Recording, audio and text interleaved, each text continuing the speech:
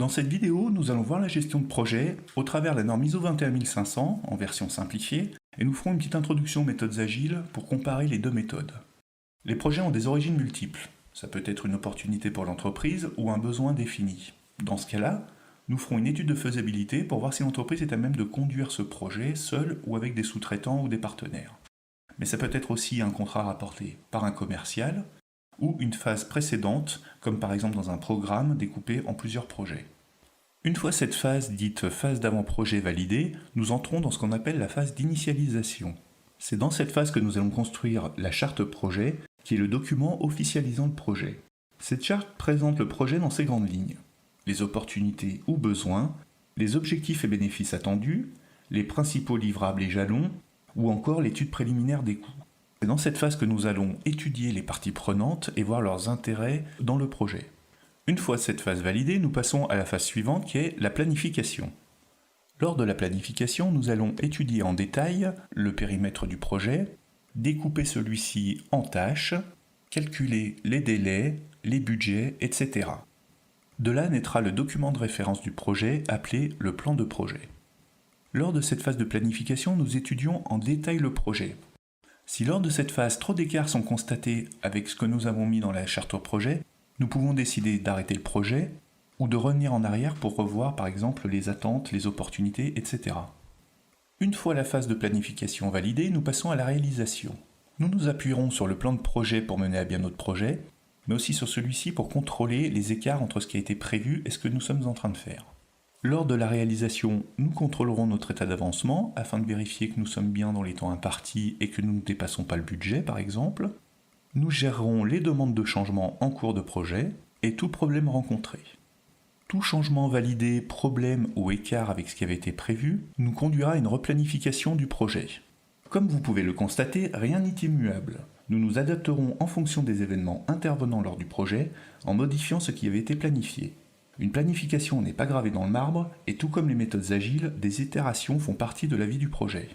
Il y a donc bien des itérations lors de la réalisation, comme vu précédemment lors de la phase d'initialisation ou même lors de la phase d'avant-projet.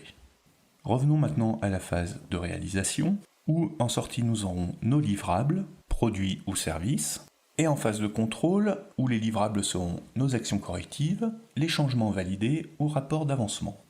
Et enfin nous arrivons à la phase de clôture avec la totalité de nos livrables, la recette, les documents projets et nos retours d'expérience. Voici maintenant une vue complète sur la gestion de notre projet, vue générale que nous allons simplifier pour la comparer aux méthodes agiles et plus particulièrement au Scrum. Comme expliqué précédemment, et contrairement à certaines idées reçues, les méthodes prédictives disposent bien d'itérations en leur sein.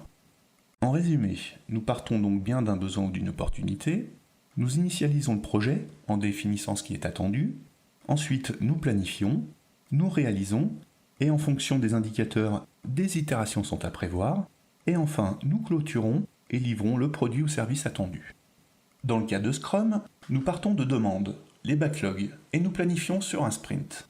Nous réalisons et surveillons les indicateurs. La différence ici avec les méthodes prédictives est qu'il n'y a pas de replanification en cours de route. On mène le sprint jusqu'à son terme.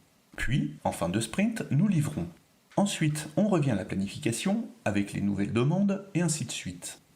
Finalement, en comparant les deux schémas, on remarque que les approches sont assez similaires. Elles seraient même identiques si dans le cas des méthodes prédictives, on utilisait les méthodes de planification par vague. On utilise les méthodes agiles principalement lorsque le besoin est mal défini. C'est typiquement le cas en développement logiciel. On peaufine le logiciel en cours de réalisation en fonction des retours utilisateurs. Cette approche est tout simplement de l'amélioration continue et s'apparente au Lean. Et on ne fait de l'amélioration continue que sur quelque chose d'existant. Il faut bien partir d'un point de départ, point que nomme Eric Reyes dans son livre Le Lean Startup, le MVP, le premier livrable produit que l'on montre à son audience et que l'on améliore en fonction des retours. Mais pour produire ce MVP, nous sommes bien partis d'une opportunité, d'un besoin ou même d'un contrat. Nous avons bien étudié les objectifs et bénéfices attendus et fait une première estimation de coût. La réalisation de ce MVP a été planifiée et ainsi de suite. Comme on peut le constater, ce schéma est tout simplement le schéma de la norme ISO 21500 présentée précédemment. Dès lors que l'on se lance dans un projet, et ce même dans une démarche agile, Le recours aux méthodes prédictives est indispensable, d'où l'importance de la maîtrise de ces méthodes.